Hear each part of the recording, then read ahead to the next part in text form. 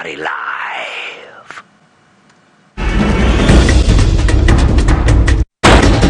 Ready.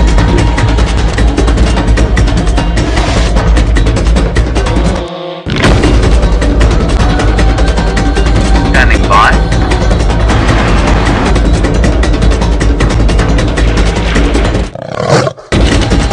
5, 4, 3, 2, 1. You are live, you are live. She's probably just in here. Oh, we're live. I'm not hearing anything. Hello, everybody. I do apologize for the beginning of that. That was me being... You see, I've got dressed up for Halloween as Combritum Calinum.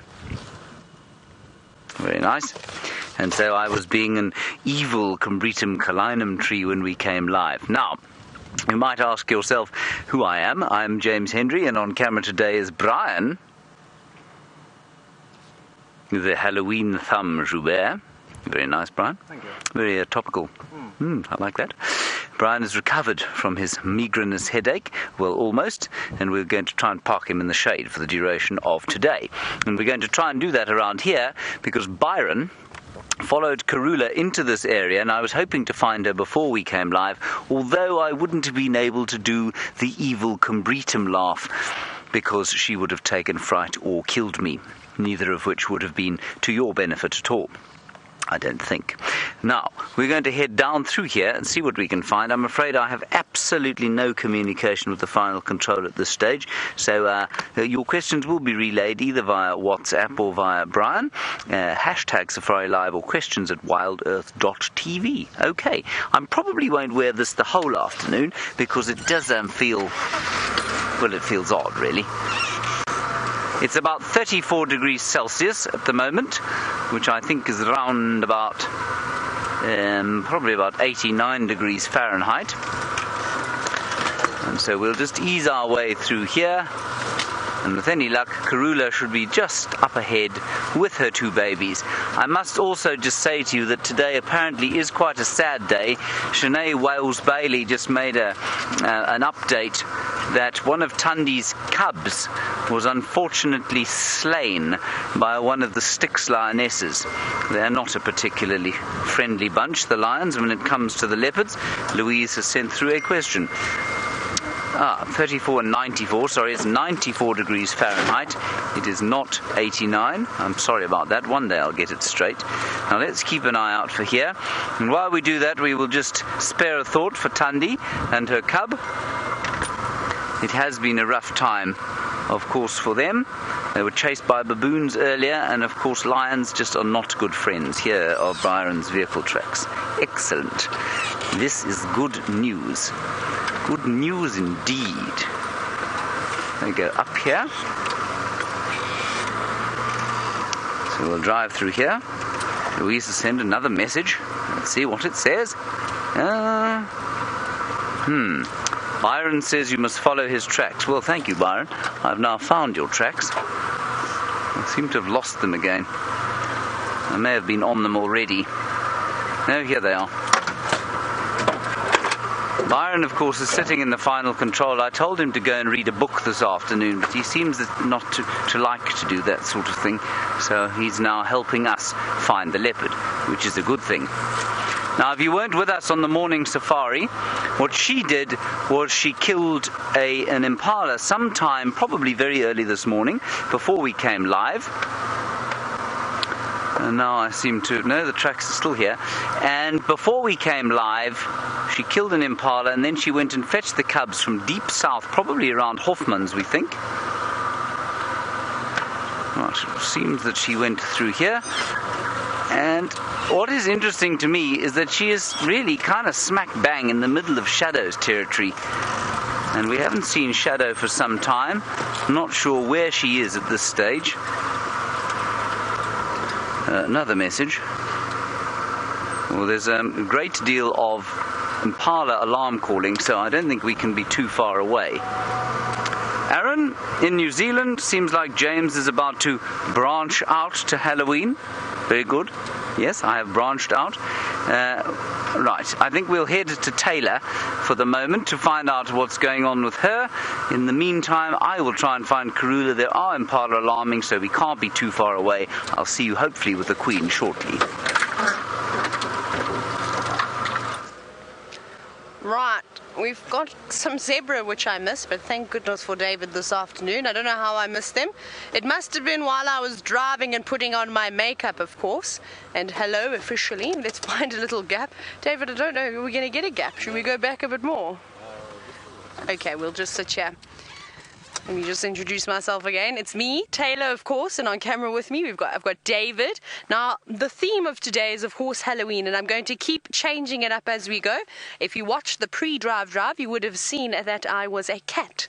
I'm now, I don't know, I've got stitches or something across my face, and I'm also testing out the waterproof level of my mascara. It's not working so well so far, so I think I'll have to get another one. Let's go back to the zebra and see. Maybe I'll try and be a zebra this afternoon. That could be quite interesting. What do you think, David? Just I'm pale enough, so I wouldn't need to add the white stripes. And I suppose my freckles could be the shadow stripe as well. We'll just have to colour in lots of black lines on my face. That could be fun. I think I'll probably enjoy doing that. Now, there's quite a few zebra here. All got their heads down, grazing, having having afternoon tea, I suppose. And I suspect that after this, they're edging their way closer to a couple of mud wallows that are along this road. And I think that they'll probably have a little drink in a bit. But for the moment, they're very happy just eating here. Now, I've been trying to look for our herd that we saw the other afternoon. It was yesterday afternoon, with a little tiny zebra foal. But I've had no luck just yet. I get very excited with every herd of zebra that I see, and I stop and I look very carefully to see if we can find that wee lad that was hopping around yesterday. But no luck. But I'm sure that we'll probably see it again sometime soon. I don't actually know how many zebra are here. I thought there were quite a few, but now I can only see 3 of them. I think I heard another one in the distance as well, making a bit of noise. But my plan this afternoon, though, is to eventually get around to the Nkuhumas and see what they've been up to for most of the day in this wonderful heat. But the zebras are looking really healthy. There was one animal that I think they didn't really sort of struggle in the drought over these past couple of months. There was only a handful of zebra that I saw that were quite thin and the manes were flopping to the side. But other than that, they're looking lovely and healthy. That one at the back with her bum towards us, she looks pregnant. She was bulging from the side, so that's quite exciting. Now, it's quite difficult to see, of course, because we've got this other zebra in the way. But that will be very exciting. We've seen one foal already, and I suspect that one has dropped her foal. Perhaps the others are also going to start to do the same thing. And that's quite typical to see with the various animals. Is that once one gives birth, the rest of them will sort of sync up. And you're probably thinking it's quite random, but it's actually a really good sort of system to try and get as many youngsters to survive as possible. Things like jackals, hyenas, even the lions and the leopards, and of course cheetah. When all those youngsters are born, and there's only 1 or 2 of them around, they get snatched up, unfortunately, quite easily. But when there's a group of them, the chances of survival are much greater. And I think that's quite interesting. There's also quite a few vultures sort of forming a vortex in the distance. Can you see them there? But I don't think that there's any food around because they seem to be going up very high into the sky. And on this lovely hot day, I'm sure there were wonderful thermals around. But we'll see, there's plenty of them all over, just soaring about. Most of them seem to be white-backed vultures, and then I did see a couple of smaller ones, which I thought would probably be the hooded vulture, the 2 most common species that we see in this area. Now, it's actually very difficult to see at the moment, but if you have polarized sunglasses and you were to look at the sky at the moment, you may see a few little sort of white bits in the sky, and those very, very subtle clouds, but it's quite difficult to see them, and they're cirrus clouds, so they're very sort of wispy, wispy sort of faint clouds. I suppose it's a way you could describe them, and that's usually a really, really good indication that the bad weather is on its way. Normally about 2 to 3 days after we get those clouds, we're almost guaranteed rain. So I'm going to keep my fingers crossed and hope that it is true up here in the north as well. But I believe James has been successful in his search for Karula.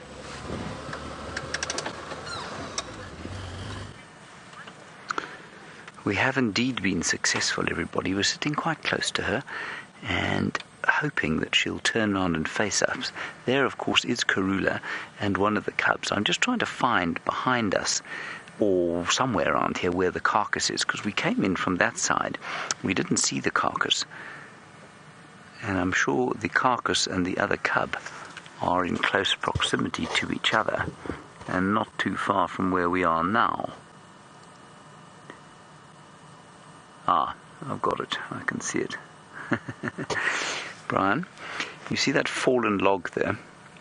The fallen marula tree, fairly large fallen marula tree there. It's just underneath that. I can't see a leopard there yet,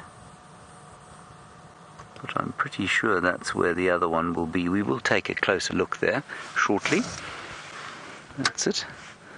You may just be able to see a few extra flies flying around there. There, it's under there, yeah. Right, good. Oh, hello. Look at this, everybody. Now, what we do not want to happen is for Karula to get cross with us because her cub is here.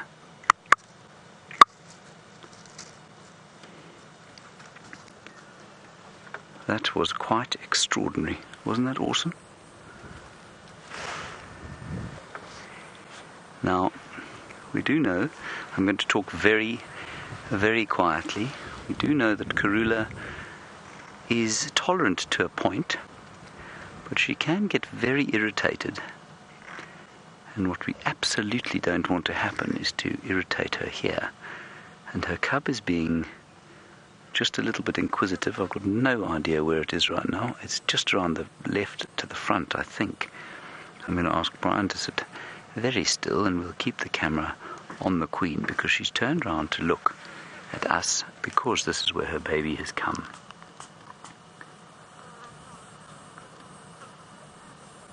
Hello, madam. I do apologize that we've arrested the attentions of your youngster. We don't mean to do that at all. She looks pretty relaxed, so we will sit here very relaxed. And I will talk in soothing tones. Brian, do I sound soothing? Very soothing. Good. Brian says I sound very soothing, which is excellent. All right, I can hear the little cub. Here comes the little cub again. Malik, while we wait to figure, the cub is now just in front of us there. There she goes. Malik, while the cub extracts itself. You know what, I got such a fright I didn't even see who it was. Oh, it's a little Hosanna. It's a little male, everybody. It's Hosanna. Malik, you want to know what the biggest prey I've seen one of these cats take down is? I've seen Kurhula and Tingana actually on a young buffalo kill. Now that's very unusual. I suspect they probably both took the time out to kill the small buffalo. It was probably, I'm going to say, about a 200 kilogram animal, so about 500 pounds, 440 pounds, pretty big animal, and I suspect it would have taken both of them to take it down. There are records. Right, just over there. I just wonder if the other cub isn't perhaps not at the carcass, but perhaps down there. You see, there she goes. Now you see they're going to start wandering more widely as they get this a little bit older. So, Malik, there are records, of course, of a big male leopard taking down a giraffe, but that's extremely unusual. Look how they melt into the bush. Isn't that great? Anyway, Mum is still here, completely calm and fine. James, you say I need to put the leaves back on my head. I'm not going to do that because one cannot be in the presence of royalty with Combretum calinum strapped to one's head. That is just very non-you. My mother would be scandalized if I was to meet the Queen with a tree strapped to my head. Wouldn't yours, Brian? Brian is agreeing thoroughly, I'm afraid, James. We might put it on again before the end of the drive, but not just yet. Well, this is just a marvellous, marvellous way to start the afternoon. We'll go and take a little look at the carcass shortly. I just want to wait and see what that cub does. That's little Hosana, the male. Where Shongile is, normally if one is with mum and there's a kill, the other one is feeding. They don't often feed a great deal together. I also parked straight under this tree that Karula's sitting under right now, and I thought maybe there was a little one in the tree, but there isn't. It is, of course, a very thick bush here.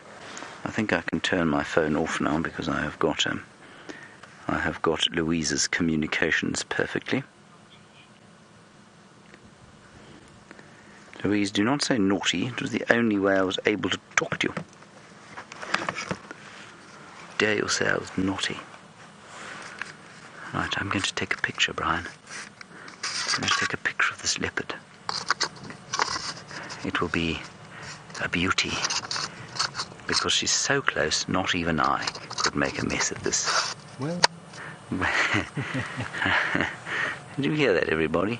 Brian is casting aspersions on my photographic skills. How dare he? What a cheek. I am, of course, the world's slowest photographer. If I was quicker, perhaps the speed of BLS, I would have got off about 78 photographs of the cub, not more than 2 feet from us. But I do not have the same speed as BLS, either on foot or with the camera. Pains me to say the former, not so much the latter.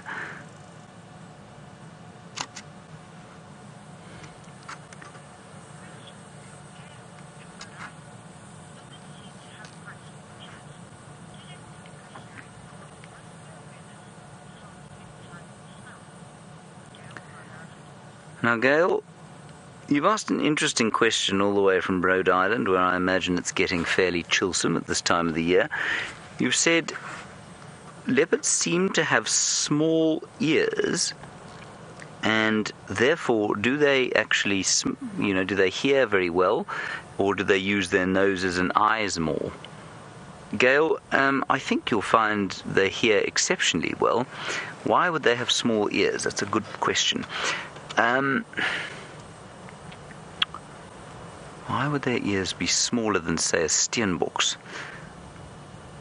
They're obviously not using their ears for defense, so, they do to a certain extent, but perhaps their ears are the size they are because they do rely more on their smell and sight, whereas a steenbok, for example, or a kudu, which have enormous ears, they obviously spend their entire defensive makeup is made up of trying to hear things coming towards them, certainly in the case of the steenbok.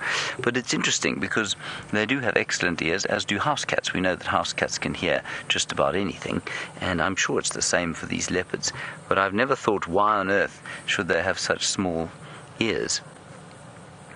Maybe it's got to do with the fact that they don't behave in the same way as the satellite dish ears of a steenbok. So if a steenbok turns its ears around like this, they behave a little bit like a satellite dish. They pick up sound from a certain direction. So perhaps they're not that as efficient as picking up sound from a certain direction. Perhaps they're better at picking an all-round direction. And so they sacrifice perhaps exactly the kinds of sounds that they're hearing. I'm guessing wildly here. Anybody wish to correct me, please feel free. I'd quite like that. Judy H., perhaps you have an idea. Now, we'll move in the next few minutes and just see what's going on with the carcass. And then we'll try and find the other cub. But it is so very nice sitting here in the shade, isn't it, Brian? We don't want to overheat Brian, everybody. No, not again. Liam has gone on leave, which means that if Brian overheats again, we'll be down to one feed or me on camera, neither of which you want, I assure you.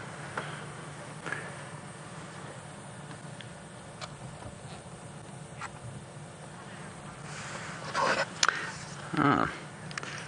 Louise, you can't go on camera because we need 2 people in the directing seat. Louise is volunteering her camera duty. So is Connor. Connor, I think, has operated a cell phone camera before. I'm not sure he's operated anything more than that.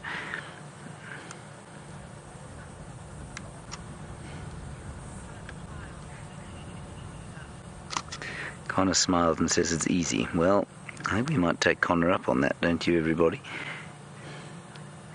Show him how easy it is. What do you think, Brian? Yeah, piece of cake. Piece of cake, eh? If you're wondering who Connor is, everybody, he's our engineer and drone pilot. He's just qualified as a drone pilot, everyone. I didn't realise you had to qualify as a drone pilot until Connor went to Cape Town. And now he is a official drone pilot.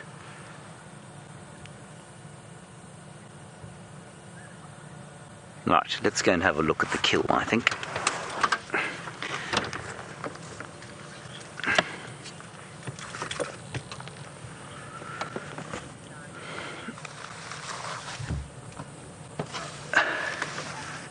Hack, I'm afraid I missed your question. Let's have it again from Louise. I think you asked what eats these animals if they die. Is that correct?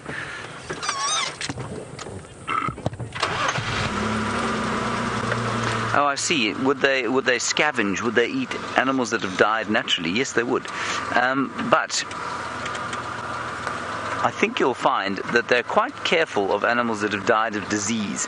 And I think they're actually quite good at telling if an animal has died of a disease, as opposed to if it's died of, say it's been killed by another animal and then left. But they will scavenge, so they will steal kills from other animals, absolutely.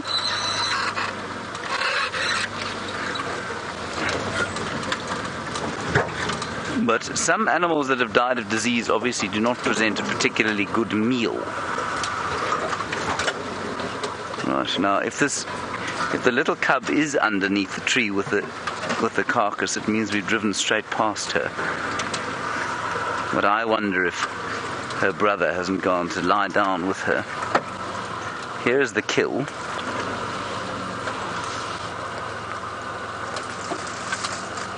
And I don't see no leopard there, do you, Brian? So that is a fully grown impala. And unfortunately, I suspect, quite strongly, yeah, that's a fetus. You see that, Brian? Yeah, there's a young impala, I'm afraid, that has come out of that one.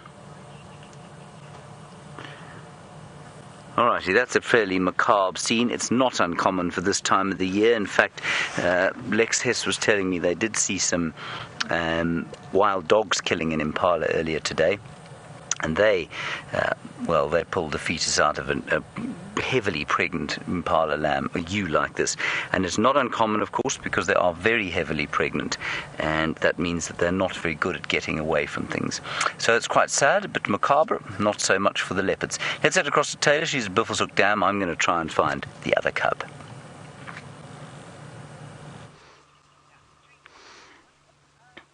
We've managed to get to Buffelshoek Dam, and I'm so glad we came here because we have an array of animals. As you can see, the giraffe, the waterbuck, the saddle-billed stork, and the Egyptian geese, Henry the hippopotamus. You can see that's Henry because of the wound on his back, buffalo, and, of course, some zebra.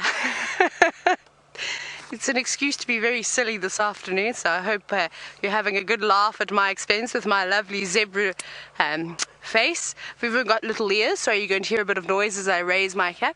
My little ears, they're very small, so hearing is not my best sense. We'll go with something else. Let's have another look at these wonderful creatures, of course. Now, this is indeed amazing, what we're able to see here. Look, we've even got the terrapins joining the party this afternoon. Hello, terrapins. It's just so wonderful. Look at them. I don't even know what they're doing. It must be quite hot in this water. It does look a bit more like soup than it does to be refreshing. And I don't know why they were sort of gaping their mouths like that. It was quite bizarre. Because here we go. Look. I suppose if you wanted to, you could insert a little voice and you could make it say all sorts of things.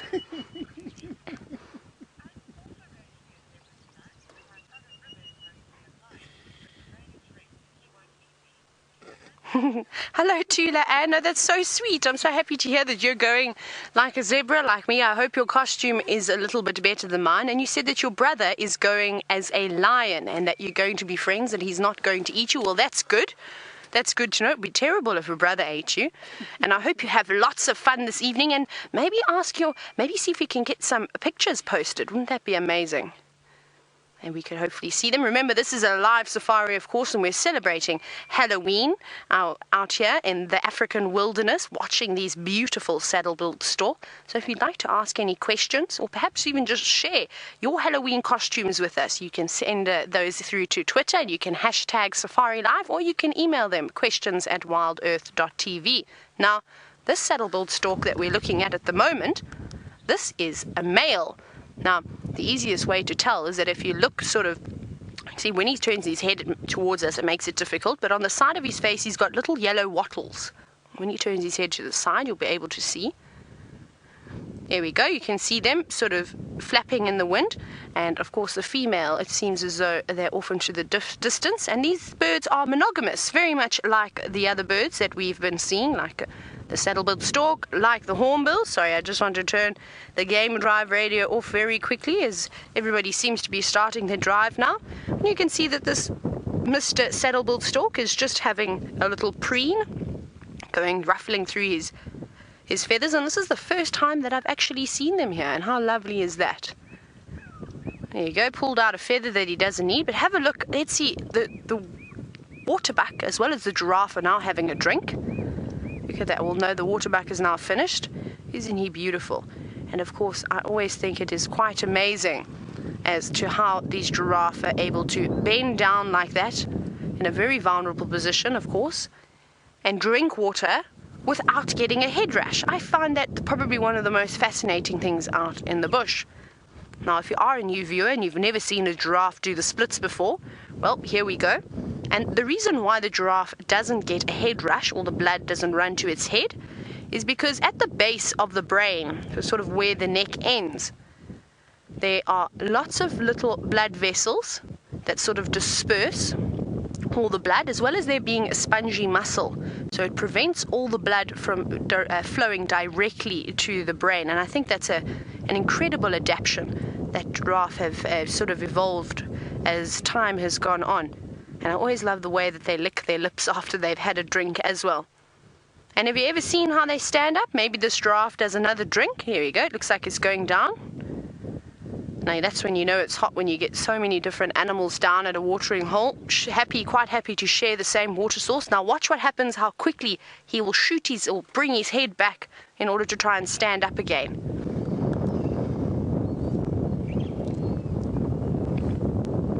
He's having a big drink of water.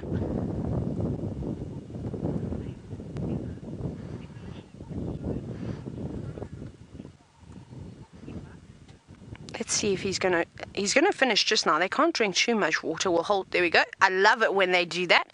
How they flick their heads and you see all that water sort of spraying around. I think that is usually quite beautiful. Now, I want to show you something else. Mr. Buffalo that's sitting over here is not quite comfortable with the saddle-billed stork coming so close by. Can you see it there? Oh, that one. And then there's one just to the right that is now also shifted. Can you see it there? There we go. Now, it was sitting quite happily, and as the saddle-billed stork moved or inched a little bit closer, and that buffalo has now turned its head and sort of giving it the evil eye.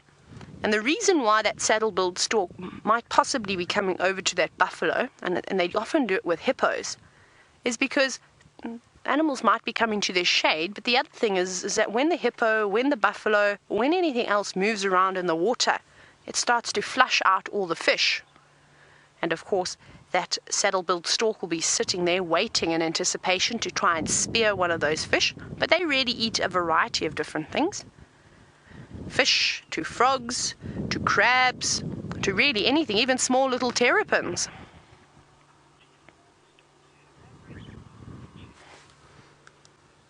Now, winter prism You've asked, you wonder if all the storks have got that little red spot on their chest. You can see it quite nicely on the male, and if I'm not mistaken, it's actually only the male saddle-billed stork that has this. I think the female lacks that patch. Now, I'm not sure. I haven't particularly noticed it on anybody else. I think that may be unique to the saddle-billed storks, but I do stand corrected. I suppose this time I'll have to page through all of the different storks and see if it is noticeable. But you really only see it on these beautiful birds, though. And this is always a highlight to see with your guests. This is one of my favorite birds. Even guests or people who come and visit us that aren't particularly interested in birds, it's very, very easy to see this impressive bird and sort of sit and watch it I've sat and watched for an hour and a half before watching saddle-billed stork fish in a drying up pond. But isn't that just a lovely scene as well? There's a giraffe. Now that it's had a drink, it's going to go off for something to eat. I'm going to munch away for a little bit.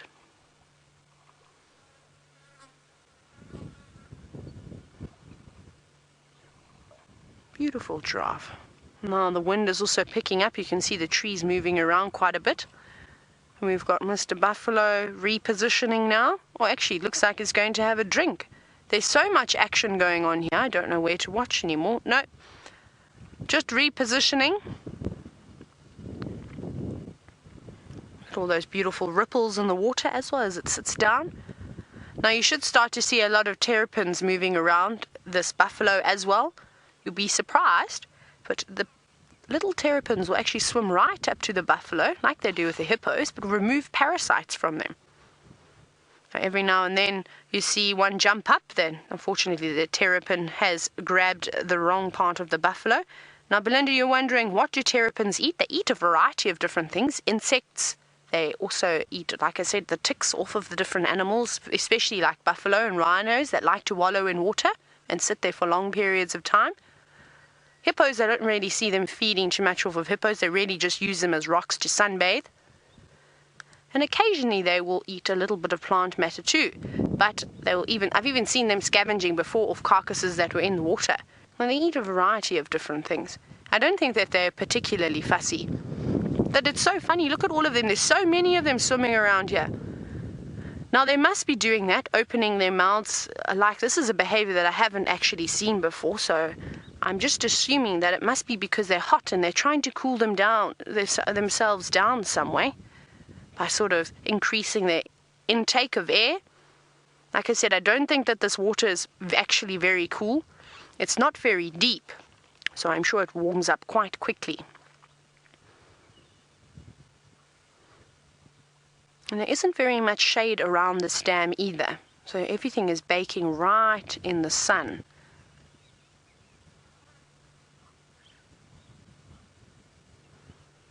Isn't that lovely? You can see, I just can't get enough of these saddle-billed storks. Now, speaking of them being monogamous, and which means that they generally will mate for life or for a season.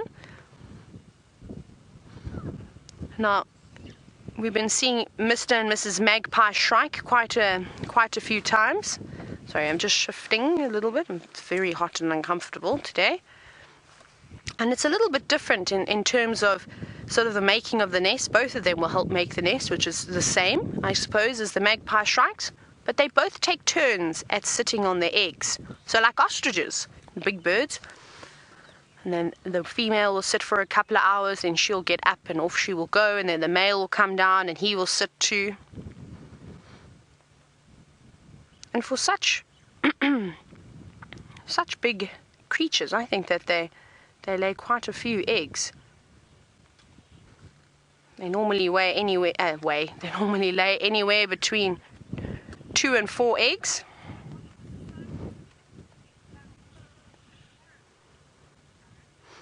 Now, Aaron from New Zealand, you're wondering what the size difference between a marabou stork and of course a saddle-billed stork is. Well, I'm going to have to just double check in my book, so let me very quickly look while you have a look at this, of course, this beautiful stork. I'm not sure exactly, so we will try and get height as well as wingspan.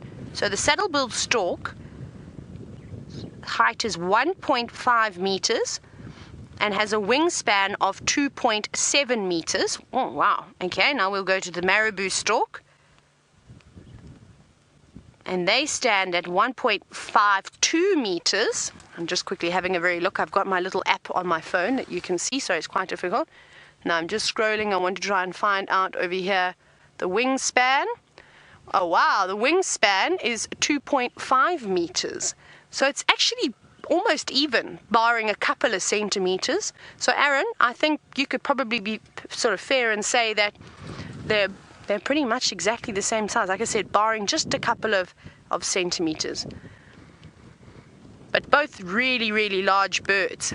I just want to double check and check the weight. So it seems as though the marabou stork weighs up to about 7 kilograms. That's quite large, actually. And, okay, so weight, the marabou stork wins because the saddle-billed stork only gets to about 6 kilograms.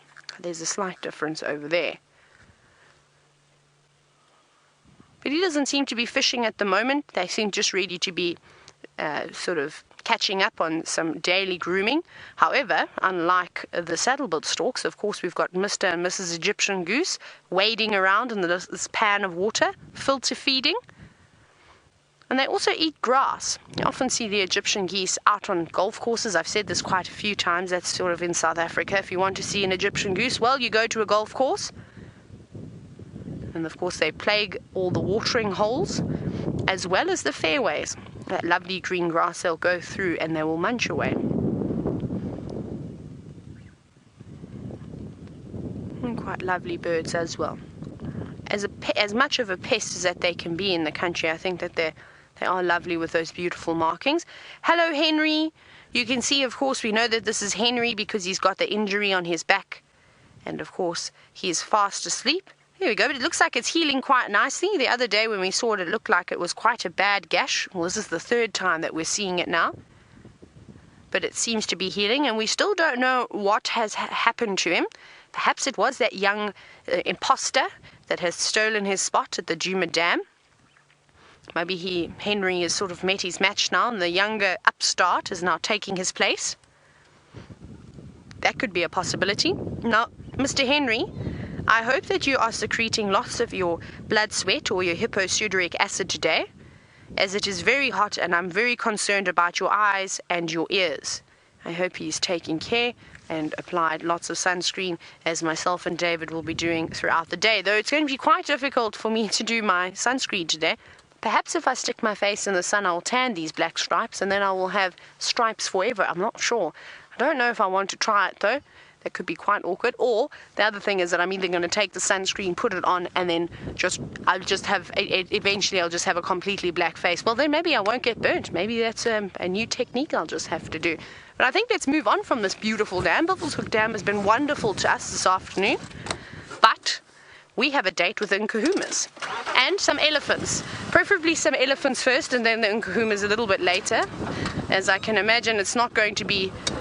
I don't think they're going to be particularly active right now. I think it's a bit too warm for them. But wasn't that nice to have a quick little glimpse at those saddle-billed stork? I thought it was quite lovely. And off we go. I actually should probably let some of the guides know because they don't come around too often.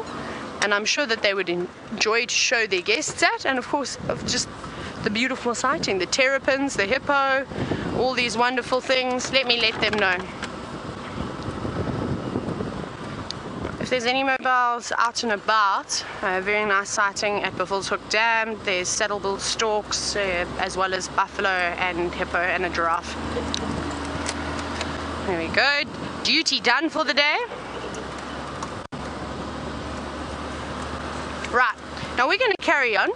Like I said, we're going to try and search for some elephants along the way, and while we look for some of the largest animals in Africa, let's go back to James and see how Karula is doing.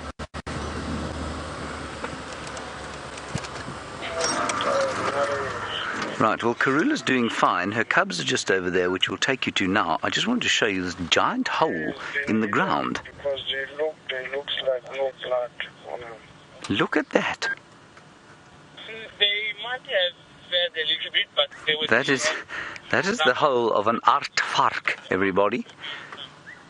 the aardvark, ant bear, and this is a warren where it obviously had a home. Now, we are going to go through over the top between two warrens to try and get a better view of the cubs. It's entirely possible that I will lose the front of the vehicle into a hole, in which case Taylor will have to handle the rest of the day. So far, so good, Brian. Sure.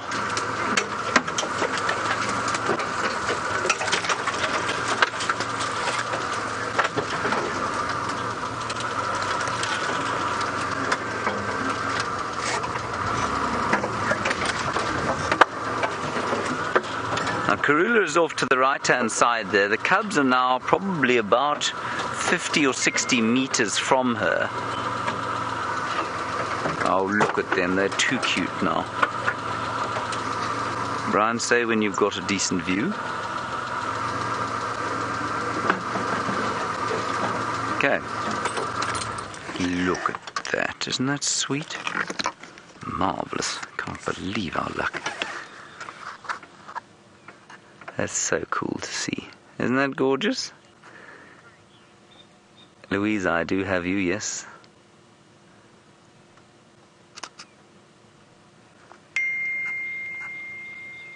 I do excuse the pinging, everybody. That's just my Louise being able to talk to me.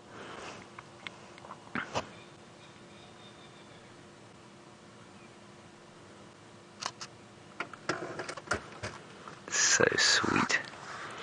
We shall obviously miss these two cats terribly when they go independent. And in the case of Hosana, the male, that will probably not be for some time. We might even have him for more than a year. But in the case of Shongile, it could be any time from now. Now would be very early, but it could be any time from now. It's difficult to think of these little things being independent and able to look after themselves.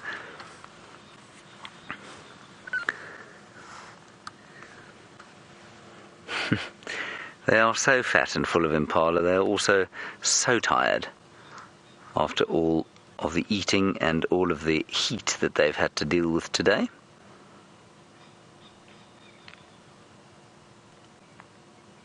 Very hot indeed.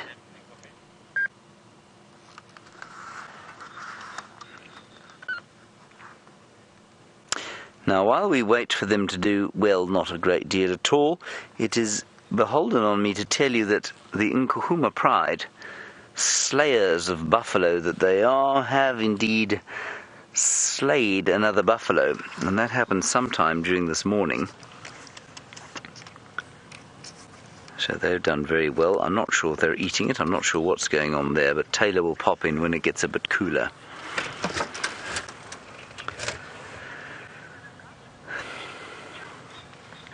Now, Afra, one of the only reasons we know that we do get aardvark in this area, well, there are three reasons. The first is that we drive into their holes fairly regularly. The second is that they leave their tracks on the road, and Steph certainly, when he's out on bushwalk, quite often finds them. The third is that Tingana, and this will semi-answer your second question, Tingana has been seen with, I think, 3 or 4 aardvark, if I'm not mistaken, dragged into trees where he eats them. I think Karula would be probably, I mean, she could kill an aardvark, but I think she'd probably prefer to take something slightly less robust, if you like. She'd definitely take a young one, but she doesn't seem to specialize in them, but she could kill one. But Tingana, big male leopard, he made something of a speciality for a little while, killing aardvark. And the reason I say aardvark and not aardvark is that aardvark sounds wrong to me, and aardvark is very satisfying to say. Give it a go, Brian. Aardvark. You see, aardvark, it's really quite it rolls off the tongue. There is a very pleasant breeze blowing now, so it's not as hot as it might be. You all right there, Brian? I'm okay. For now. Yes, we might have to get Brian into the shade fairly soon. In the background, the lovely call, 2 lovely calls. One, the liquid call of the black-headed oriole going, Gloot-gloop. Gloot-gloop. Gloot-gloop. Doesn't actually sound like that at all, but something like that. And then also the black-crowned chagra.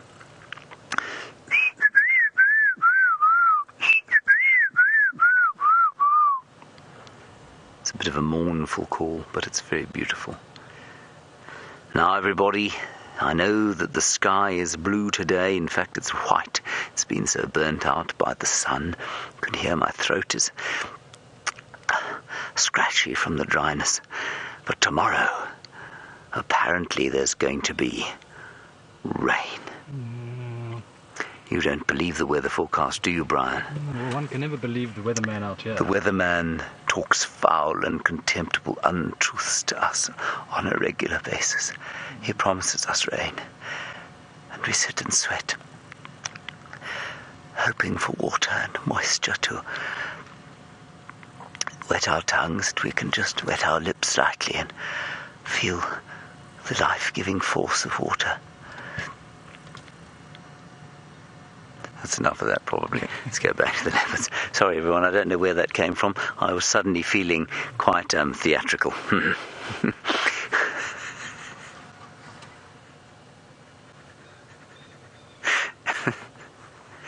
Quite off my head.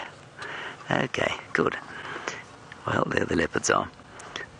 I'm afraid they're not going to do a great deal for the next little while, but one of them will eventually get up and decide to go and have something to eat. Either that or they'll decide to go and say hello to Mother.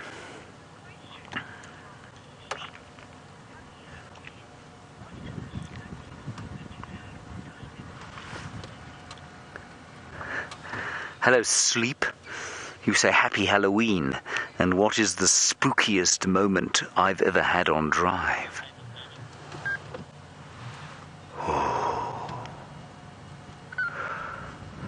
I shiver when I think of it.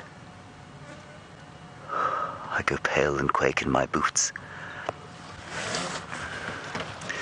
I think the spookiest moment I've ever had on drive was when Leo Smith leapt out of a bush at me while I was driving along, and I then said, I can't say what I said, it was a very bad word, but that was a very spooky time.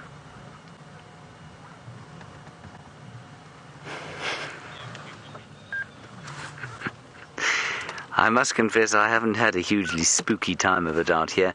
I think it's the night time in the bush is quite spooky. I'm just quickly going to talk on the Game Drive channel. I think I think Herbie might be trying to get in here. Last station, who are you calling? Looking for you, madam. I'm interested in joining your sighting. It's Herbert. I think he's driving tonight. Impala play. Herbie, from the junction of Ballanites and Impala Road, we're about... In fact, the best route to come in, Herb, you know that big scotia tree or the weeping boerbean on the termite mound there? If you go to that point, I'll get you audio, and you just head northeast from there by about east, not far.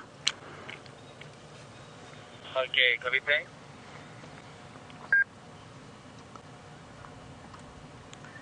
Look at the little things panting away. And out here, it really is a story of triumph and tragedy so often. That's why it makes such compelling viewing. It's why it makes such compelling storytelling out here. Here we have Karula, possibly the most successful leopard I've ever met. Her 10th babies lying there in complete peace. Now, she's watching them, make no mistake of it. When we approached them, I made sure that I didn't break her line of sight with them. Whether that would have made a difference to her or not, I don't know. But and then you have Shadow, who is now seemingly pushed out of her old territory. The Ingradan female's been in her territory. We've seen Kurhula in her territory. We've seen Salayeshe even from the north of Simbambili pushing down into her territory. She hasn't raised one cub to sort of maturity yet. Now, she has semi-raised one, which was Sindile, but I suspect quite strongly that he would have died had we not removed him from here on account of his rabies outbreak, or rabies, potential rabies infection. And Then you have Tundi, who has been marginally successful, but nothing like her mother, and she's just lost a cub to the lions. And I think it sometimes seems, although we were given a harsh reminder the other day when we watched the baboons chasing little Hosanna up a tree and trying to pull him out of the tree, sometimes might seem as though it's it's fairly idyllic. It's fairly easy to raise cubs out here. I suppose some of the time it is, but a great deal of the time, there's a small chance always that something's going to happen, and it's the prepared people and leopards out here that make it through those times. They're constantly aware. They never let their guard down, and I think Karula's one of those, and I think that's why she's managed to raise these cubs the way she has.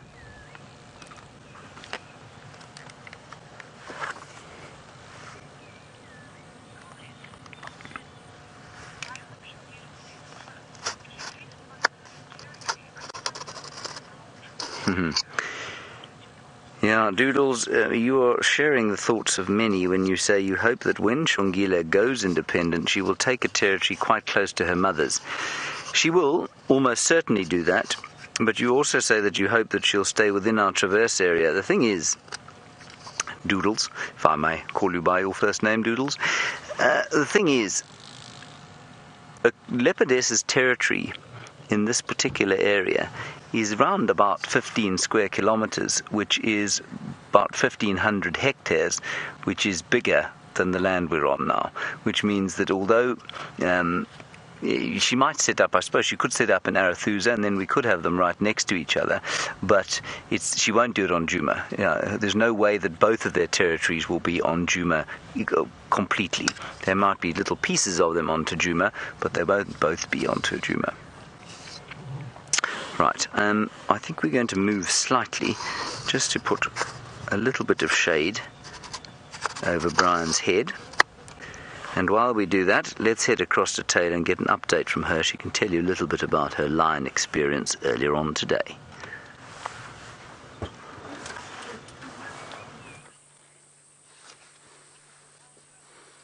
Now, we're almost actually at the Nkuhumas. We're not too far from them, but we've bumped into a kudu who is all on her own. I can't see the rest of her family. I hope that they are around. We know that it's never nice to be out in the bush all on your own with no other eyes and ears to back you up. It's always quite tough. Now, of course, I've changed my face again, and I suppose you want to have a look. But I'm not going to tell you what I am. I'm going to wait for you to guess. So please send in your answers as to what animal you think I am. #SafariLive on Twitter, or you can send your answer through to questions@WildEarth.tv. Hope you got a good view of this, because of course it is going to change throughout the entire show. Now, I believe we had a question earlier from Sleep, who was wondering what my spookiest moment was in the bush. Now, I've been trying to think of it, and I can't think spooky-wise. Probably one of the creepier moments was actually while I was here at Wild Earth, when we switched off all the lights and we switched on to infrared. Now, when we put infrared on, of course, we don't actually have sight of anything at all. And, well, we had the lions roaring quite a bit, and then they moved around and shuffled around, but we didn't even see them shuffling. David, you were with me that night. And then the next minute, a male lion started to roar, and he happened to be literally right in front of the vehicle, but we didn't even know he was there. He'd shuffled around. Oh my goodness, finally, I found an elephant for us. Here we go. So we're going to take a little bit of a long distance view. So that was probably my spookiest or creepiest moment that I had, just because I've never felt so disorientated before like that. And it looks as though we have got a big elephant bull who is feeding along this drainage line.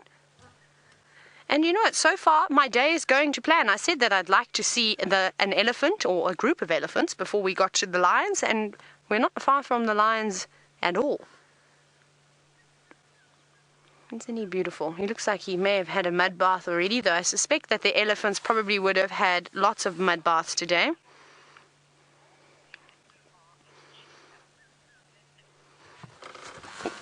well done, Lynn, Kathy, Green Eyes, for guessing correct, of course. I am indeed a cheetah this afternoon. Well, I'm a cheetah for now.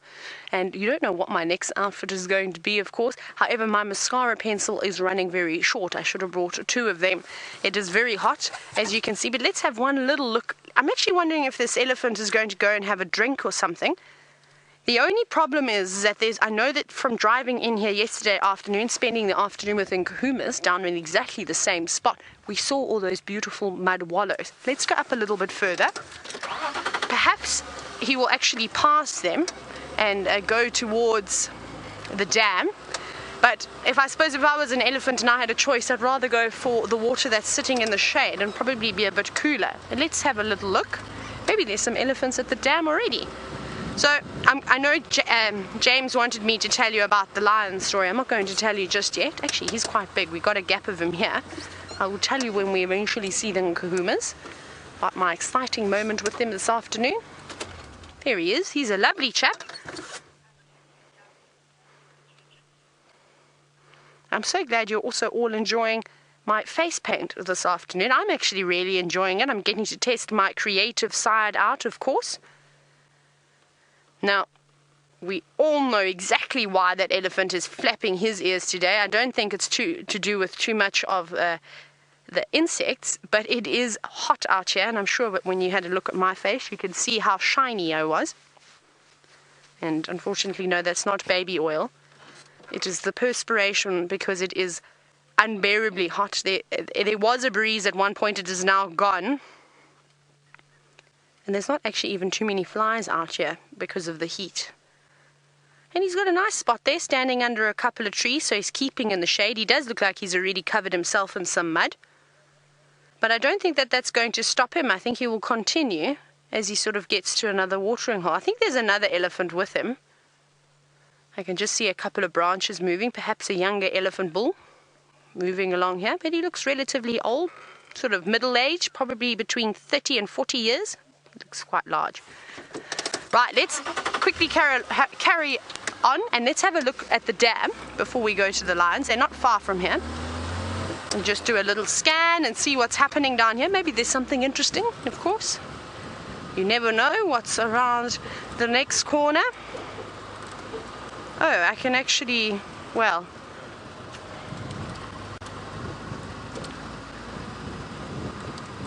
I'm not sure what's going on. I just want to get on the radio. Before we go to the dam, let's just have a look here. Let's see. I can see the lions have moved away, but now they're not in the same spot as what they were. There they are down there. Let me just chat to Aubrey. Aubrey for Taylor.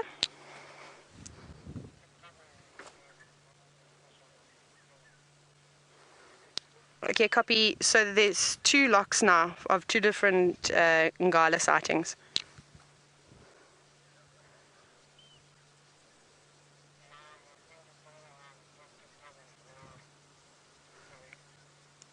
No, Matata, we'll take a long range for a couple of minutes.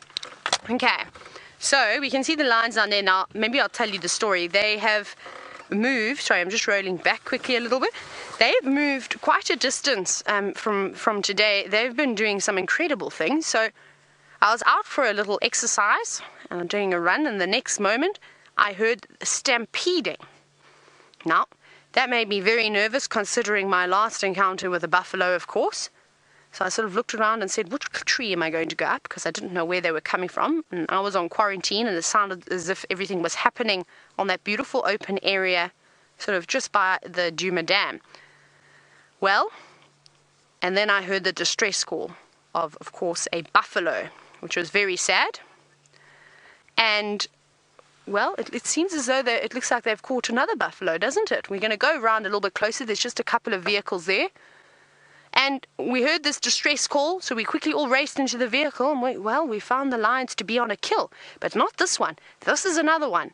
So today, they have killed 2 buffalo in the space of just a couple of hours in the heat of the day. Now, I know that it's quite sad, unfortunately, to see this buffalo and all the buffalo that we have been seeing being taken down by the lions. But very, very important, of course, that, well, we have to understand that this is, of course, nature, and the buffalo are weakened at the moment with the drought conditions. Now you can see that buffalo is still moving, but I'm sure that it's on its absolute last legs. But I think let's go a little bit closer. Let's go down and have a look now. That is just unbelievable. These lions are just unstoppable. Really, they are unstoppable. So every now and then I can feel the black eyeliner. I don't know why I've been saying mascara the whole time, because I haven't been drawing with mascara. I've been drawing with an eyeliner pencil. And I can just feel it every now and then running down into my mouth, and it doesn't taste very nice, and I don't think you should eat cosmetic products. But let's go across the dam wall.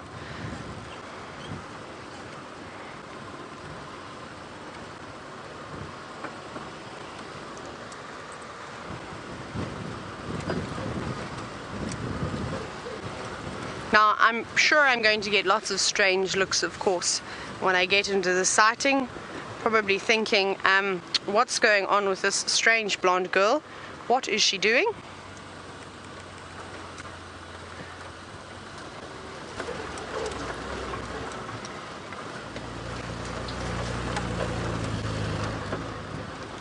But that's okay, I don't mind so much. Oh yeah, just stop to listen to the radio very quickly. Right, let's have a look. Seems like one of the lionesses is coming down.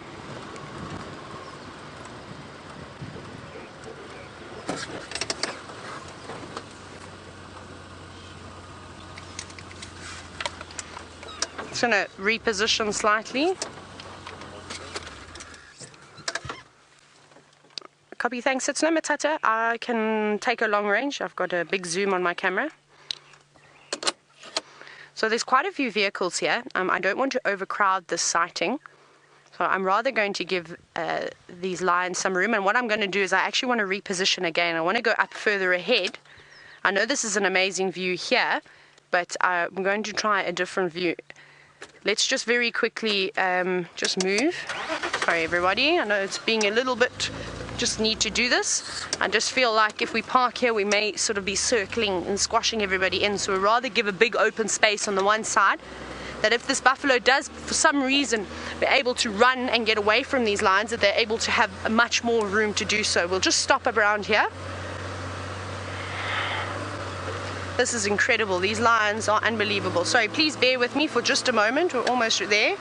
Here we go. Now we're going to have another view, a proper view. Wowee. Now, this is quite amazing. We're obviously seeing the little cubs get involved now, which is actually quite unusual. Normally they only start joining in on hunts a little bit older, but perhaps because they've been in the area, they weren't too far from here, and these lionesses made the opportunity and were able to snatch up a little buffalo calf, a little unsuspecting calf. This is perfect practice for them. They're able to now really practice all those moves that we're seeing. Biting of the nose, biting the jugular. Now, Safari, you've asked a fantastic question. You're wondering if the lionesses are doing this to try and show the lion cubs how to make a kill. Normally we don't really see that with lions. We typically see it with cheetah, and I've seen it once with a leopard before. But because it's such a small buffalo, I wonder if that's not perhaps the case. I mean, this is new to me. I've never seen sort of this before, where the females, as it sort of gets up, they just pull it back down to the ground and let the little one. See that one jumping on its head? Now, I don't think that these little cubs will be able to suffocate this buffalo.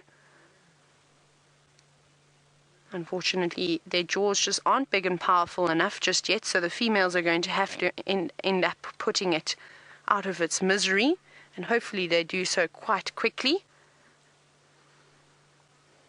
But you can see the cubs have sort of lost a bit of interest, or a couple of them now. They're more interested in playing with a lioness's legs. So you can see they don't know what to do with this little buffalo.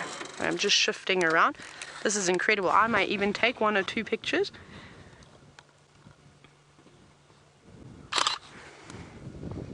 They just continue to blow my mind, these Nkuhumas.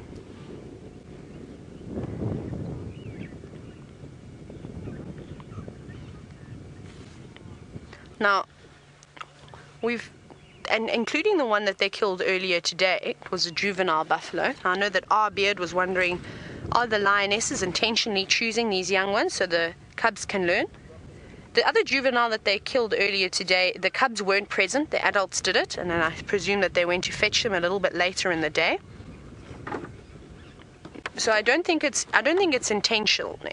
I think it's just sort of opportunistic. Is that maybe there was a mom and calf walking through this area, coming down to wallow in that nice water where we often see Henry, or even down at the pan to have a drink, and these lions were sitting down close by, and because they would have had a bite to eat earlier today, they would have needed to have come and had a drink. Of course, the water helps aid in digestion, and well, it's extremely hot, so it would benefit them to come and have a drink and try and cool down. And I think that's what happened. I think this is sort of just happened. Maybe in the last 40 minutes or so. Maybe in the last hour. I'm very uncertain. The last time I heard, I had to turn the radio off, of course, is that they weren't doing very much. But it just shows you how quickly things can happen out here in the bush. Even when you see sleeping lions, they can jump up and turn into expert hunters in just a matter of minutes, even seconds. But you can see that one on the top of the buffalo now, trying to practice, of course, that very important position of, or whoever it ends up being, of the one lion that will jump onto the buffalo's back and try and bite the spinal column. And remember, they do that really, especially with the bigger buffalo, just to try and increase the blood flow. Because when you start to lose blood, you become weaker and you can go into shock. And ideally, that's what they want to do. They want to weaken their prey as quick as possible, especially when it's something so large, unlike an impala, which they'd be able to sort of kill in a matter of minutes. But something like a buffalo, even a buffalo calf, could take some time. You can see it's putting up a serious fight.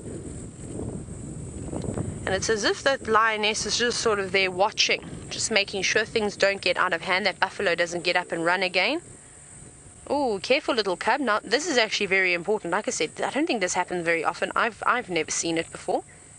Those cubs are going to have to be careful of those buffalo's hooves, because even though this buffalo is quite small, if it gets out a big kick like we just saw and it connects in the face, well, those little cubs could sustain some injury from it. So they better be very, very careful and learn quickly. This is just absolutely unbelievable.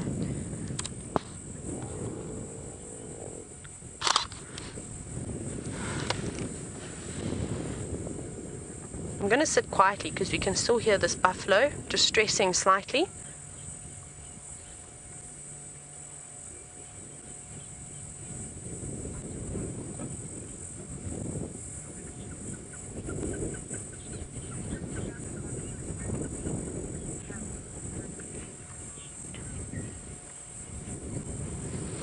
Now, Betty, you're wondering, looking at this buffalo, if it's got some kind of an intestinal issue, as its belly is quite swollen. It does look rather large, doesn't it? Now, I'm actually not certain why it's so bloated. Perhaps maybe it got left behind from the herd. Maybe it got separated. Possibly there weren't even any adult buffalo around.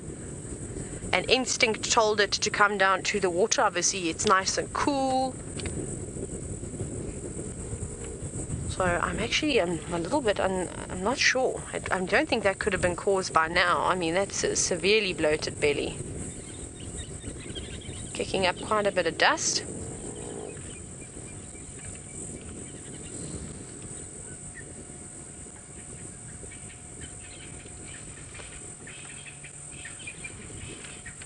This is outstanding.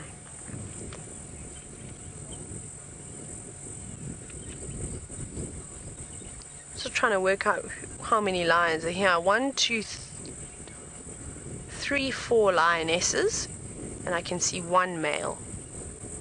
And I think that all the cubs are here. Now we've got the lionesses. They're taking charge of this buffalo again. This is unbelievable.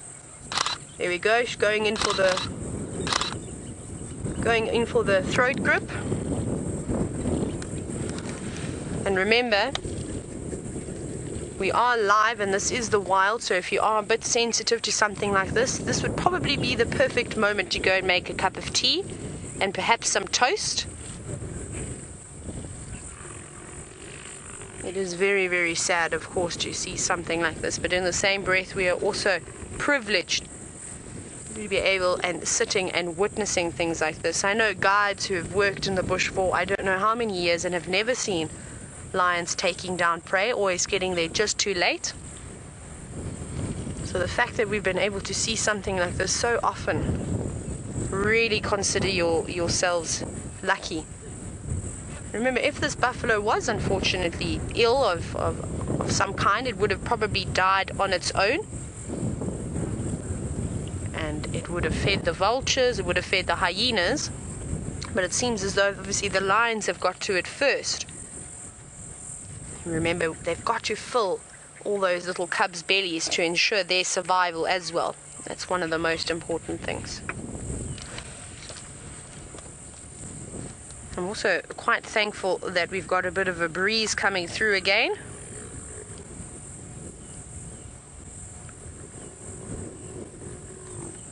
Come on, little buffalo, go to sleep. See, those cubs don't really know what to do. You can see they're just sort of biting wherever they can. The ones at the back had an idea.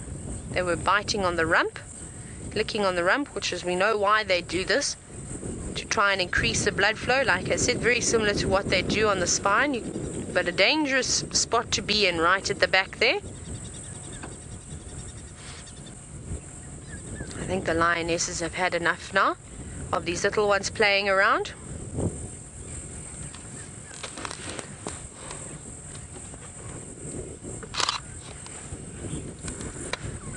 Now, Thomas, you're wondering where the rest of the buffalo herd is and why they didn't come back to save this little calf. I haven't seen any buffalo around here, and I know you said that you think that this buffalo probably couldn't be alone at its age, but if it was ill and it fell behind, the herd could have quite easily moved off and left it stranded. Myself and David, as we were driving along this afternoon, we saw a couple of buffalo on their own, but adults. And I think that the Nkuhumas have been sort of splitting up the herds quite a bit, especially, remember, they did catch another juvenile buffalo earlier today. So maybe in the commotion of that, this little one got separated. We can only really speculate as to what happened because we didn't see the kill from start to finish. Maybe the herd was away, but maybe it wasn't a big herd. See, unfortunately, now we don't get to see the big breeding herds of buffaloes because there's food available. Those big herds have split up and into smaller groups now. So sometimes you only see a handful of females together and only a couple of buffalo versus the very impressive Nkuhuma pride as well as the Birminghams. It's easier enough for them to turn and chase the rest of the buffalo away. And to a point, those buffalo will not want to risk their lives anymore and will actually move off and move away.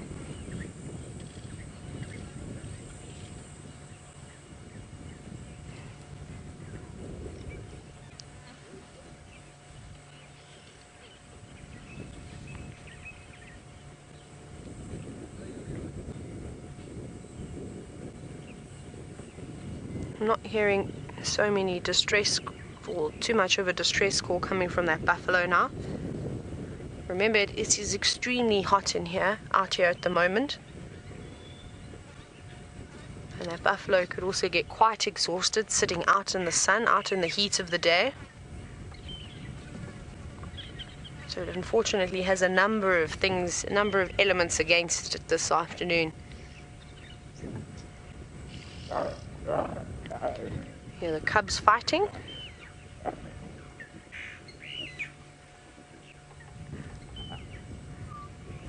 One of the little cubs is clearly not interested in the buffalo at all. It's on the tree.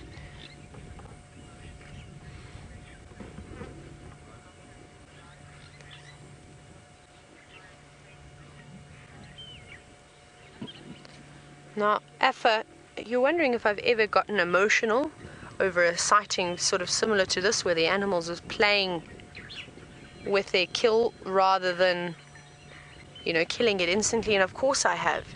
Especially very on in my sort of early guiding days, I remember seeing my first kill, and it was absolutely horrific. But I knew that it was nature. I mean, I used to be the kind of person, and I've done safaris my entire life, that even on TV, if I was watching a documentary and they were about to show a kill, I would change the channel. I wouldn't watch it. I wouldn't watch anything where any animals were harmed. But as I started to get older and I started to study and I understood everything behind it, I sort of come to realize that this is one of these things. This is what happened before humans were even around, is that these animals lived like this. The buffalo went around eating, and of course the lions would be in hot pursuit looking for something to eat. It's the same thing. Imagine if there weren't any herbivores around to eat, we wouldn't have any predators. I don't think anybody would even like to see a starving lion. That would be probably, to me, because we love these lions so much, we know these lions, we've built relationships with them. I think that it would be even more sad to see an emaciated lion, sort of, than how we would feel when we see a dying buffalo. It is all very sad, but we just have to sort of remove that human emotion from a sighting like this and just take it for what it is and look at them as its predator or prey. If the lions don't eat, well, then they die. These two little cubs are not interested in learning anymore, though. They were more interested in chasing a bird and now playing with each other. And we'll probably reposition again once Aubrey's probably, I think he's going to move out of the sighting, and then we'll maybe be able to get a little bit closer. We're quite far away, actually. We're probably about 70 meters away from the sighting. I know that they're out in the open and it is lovely, but like I said, I'm going to give them space because there's so many cars here. We all want to see this. You can hear those ones at the back fighting. Oh no, there's my favorite lion. Is that her? With the floppy ear? The one on the left? Yes, it looks like it. Hey, my favorite little girl. Yes, my mangy little lion. The one with the biggest personality, I think, of all of the little cubs. This is just absolutely incredible. You can see that, I think that buffalo is still breathing slightly. But I think the heat of the day is probably going to get to it as well.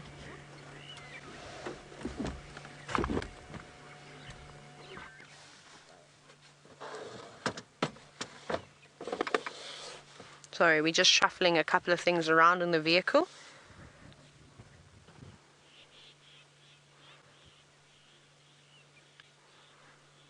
You can see the little ones are quite tired, and I think that they've done quite a bit of work today. Running around in the hot sun, of course, now practicing techniques that they've been practicing on each other. You can see that little one got a bit of a fright there, obviously, as that buffalo kicked around. That buffalo is still going.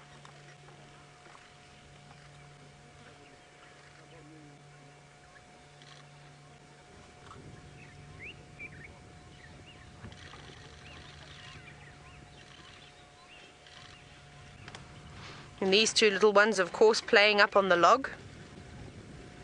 Like I said, the lions, especially these little cubs, they are very much fascinated by fallen trees.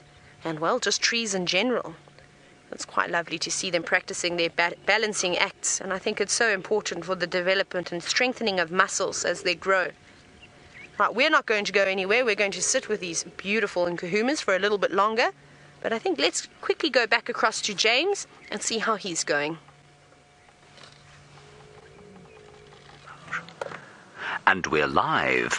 Hello everybody. Unlike the buffalo you've just been watching, we are live. I am astounded at Taylor's ability to see buffalo being killed live. 3 in less than, 2 weeks or so? I think that's pretty impressive, really. Anyway, quite a harrowing experience, I imagine, for many of you, so I apologise if it was harrowing to any of you, but of course it wasn't nearly as harrowing for you as it was for the buffalo, which is now no longer with us. Karula has moved very slightly She came up here, she called one of the cubs who's gone off to have something to eat, and we'll head towards there. I've just got to be very careful right now because we're in amongst a great warren, like I said, of aardvark holes, and we don't want to fall into one of them. And I just want to wait and see if the other one doesn't come across here. And I can just see the white belly of, I think it's Hosanna, still under the shade there. And he doesn't seem to be making any move to come towards the kill. So what we'll do is give him another 1 minute exactly, and then we'll head down towards the kill site and watch the youngster feeding. There we are. No, he's not going anywhere, is he, Brian? No. Very tired indeed. And of course it is very tiring being a leopard out here. No sugar to eat at all, and so you must metabolize fat, which is just takes a little bit more out of you. I think we're going to try and go around this way. Hold on, everyone. What an amazing day we're having. These magnificent leopards and those lions killing not one but 2 buffalo in one day. Now, what is also amazing to me is that the buffalo that was just recently met its end must have heard the other one being killed right around there earlier today. Must have, because I'm pretty sorry about that, Brian. I'm pretty sure that it came from that herd that we saw, that Viam and I saw early this morning, sitting around about Central Road, quite sort of approaching Djuma Dam. And why they were so gormless as to come anywhere near those lions when the lions have been there for, well, in and around that area for months now. The buffalo seems to be slow of brain. Right, Louise, I have you again.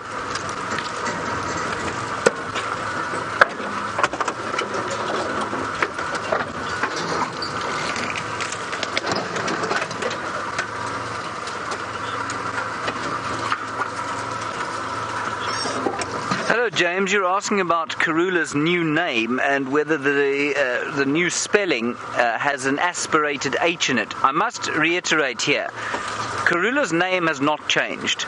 We've kept her name the same. Is she at the kill, Brian, or can you? She's on the termite mound. Gosh, that's magnificent. Her name will remain the same, Karula, because that's what she's been called. And the whole point of our little video was just to say, look, Karula, K-A-R-U-L-A, is not a Shangaan word meaning peaceful, and we don't want to antagonize anybody who's been calling her Karula for a long time. That's absolutely fine, but out of deference to the Shangaan people of this area, we felt it important just to correct the fact that Karula, K-A-R-U-L-A, does not mean peaceful. Anyway, if you were to pronounce the word Kurhula, it's a very subtle, which is spelled K-U-R,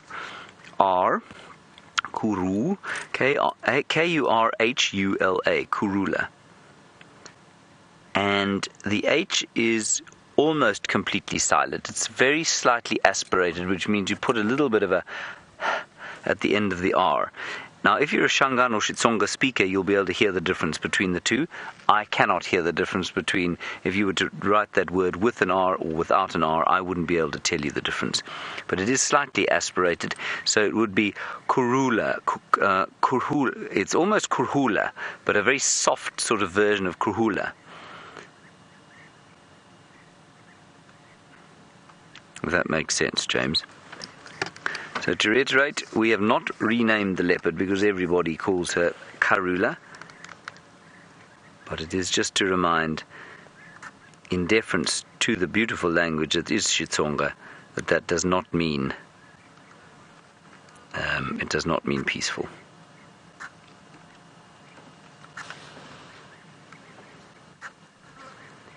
And I know that's caused a little bit of consternation for some, but it really wasn't intended to in the slightest. It's just very important that we show due deference. Oh, look at the flies. Look at that. Thousands of those nasty sort of red-eyed and blue-bottled flies. Yuck. And that, I'm afraid, is the little fetus being eaten there. Well, that's the stomach that she's having a go at.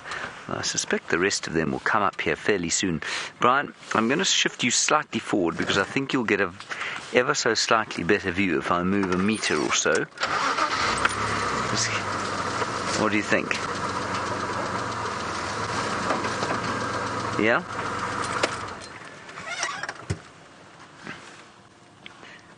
There we go. I've said she, I think that's Shongile. Yeah, it is. Is it? There's the beauty spot there.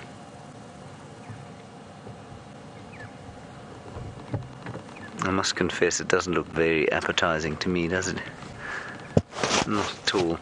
Now, Karula, one of the reasons she's been so successful, of course, is because she so cleverly hides these kills. There's no ways any vulture's going to see that. If a vulture doesn't see it until it starts to rot, there's no lion or hyena that will find it. She's bringing the fetus out here.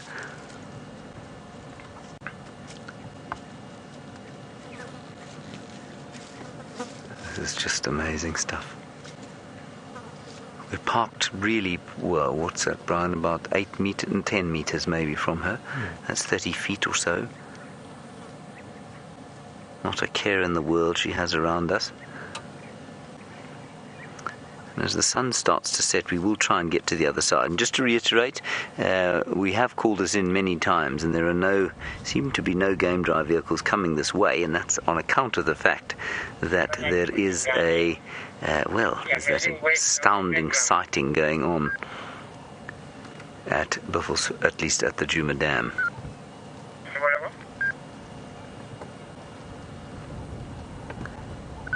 Well, this is highly satisfying, isn't it, Brian? Got a nice gentle wind blowing nicely.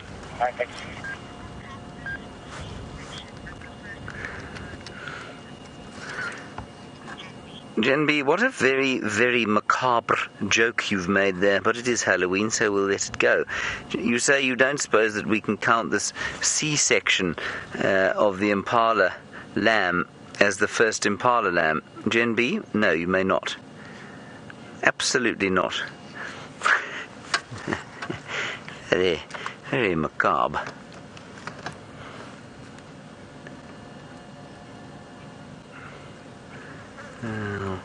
Okay, I'm going to move again. We've got some space around here, so I think... let's just see if she doesn't take it somewhere more visible. James, come in. I'm just going to answer Lex. Go, Lex.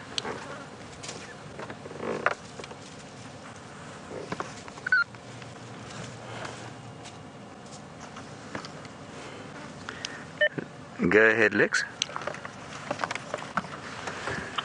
James, how many vehicles are with you? I am alone. Why don't you come in there? That's okay with you? It's absolutely fine. Thanks, James.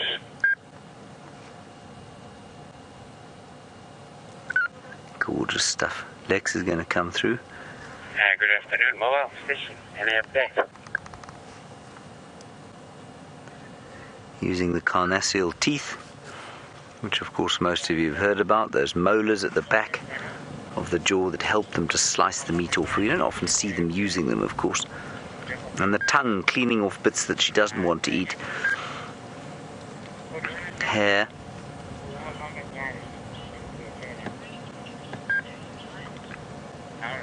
All right, I'm going to try and get a slightly better position at this sighting, everyone. While we do that, let's head back across to the lions and see if they're actually bothering to eat this buffalo or just leaving it.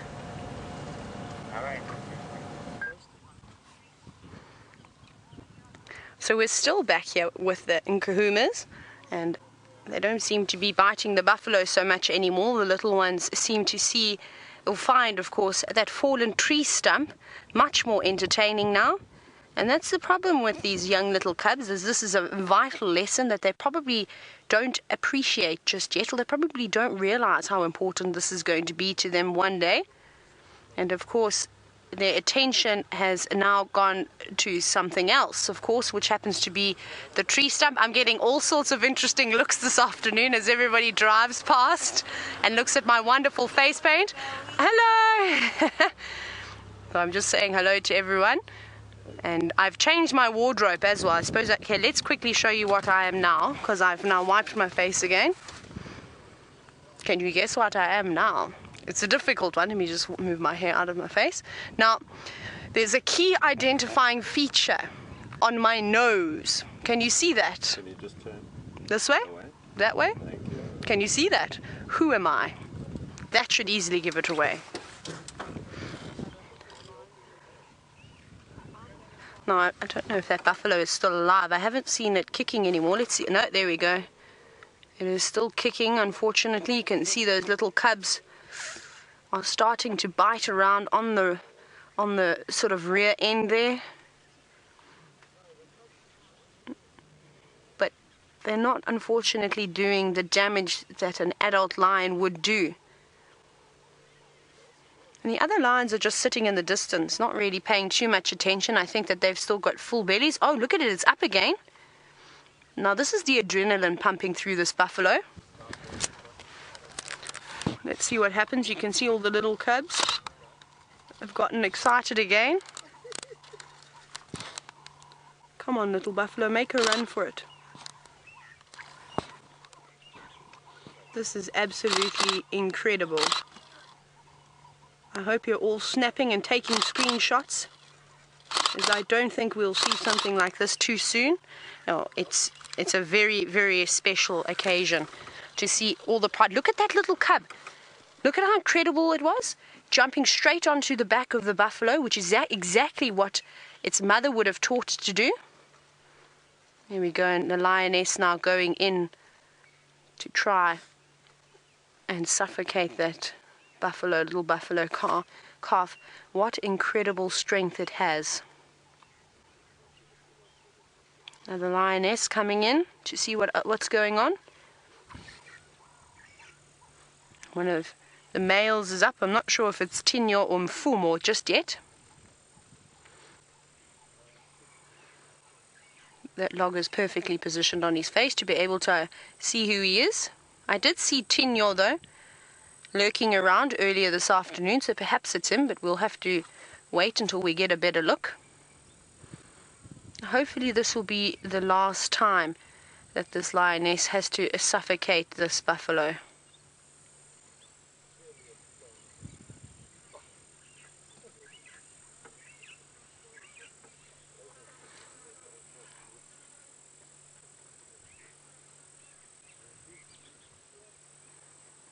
I'm just trying to look very carefully to see if this buffalo has passed on. No, I think it's still alive.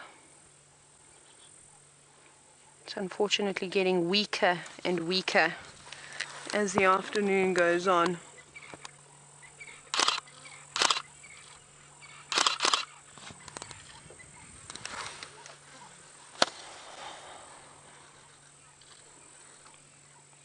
And this is what I love.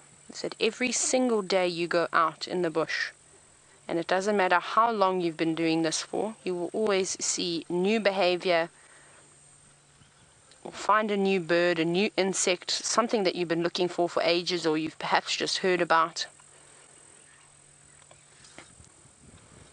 This is just an incredible afternoon.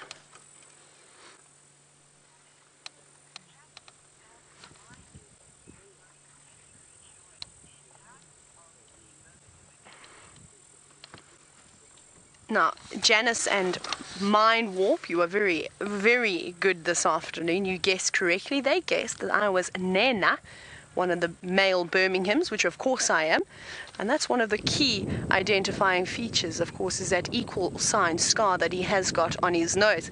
And that's probably the only way that you would have guessed that he was him, or that I was him. Because I don't think I look anything like a lion this afternoon. Oh, you can see that little one seems to have pulled a bit of intestines or something out. I'm not sure what it's got. And that is incredible that that little one has done that all on its own without the help of any of the adults.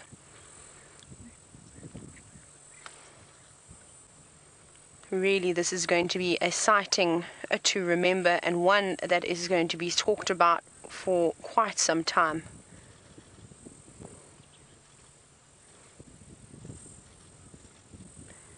I haven't seen that buffalo. No, is it still making a noise?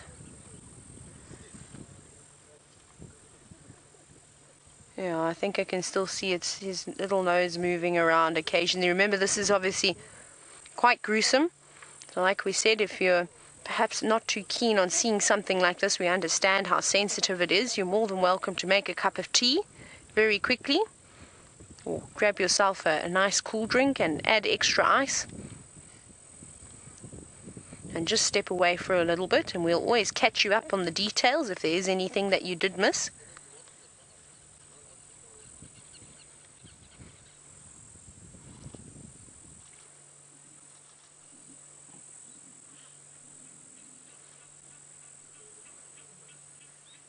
And hopefully the adrenaline is just pumping through its veins, that it doesn't indeed feel all of that pain. That's the only good thing about adrenaline, is that you can feel human. Often people who say that they've been in car accidents and sustained broken bones didn't even know that they had any broken bones until afterwards. Now, I was wondering what the lions are watching, and it seems as though a little bushbuck has just popped out of the fence and out of the lodge. Can you see it all the way down there? You can see those adults were looking at it. Is it outside the fence yet? No, it's still inside. Well, you're very lucky, Mr. Bushbuck. Isn't he quite a beautiful specimen? This is, of course, one of the fences to the lodges. This is happening right outside Vuyatela on Djuma. Isn't that amazing?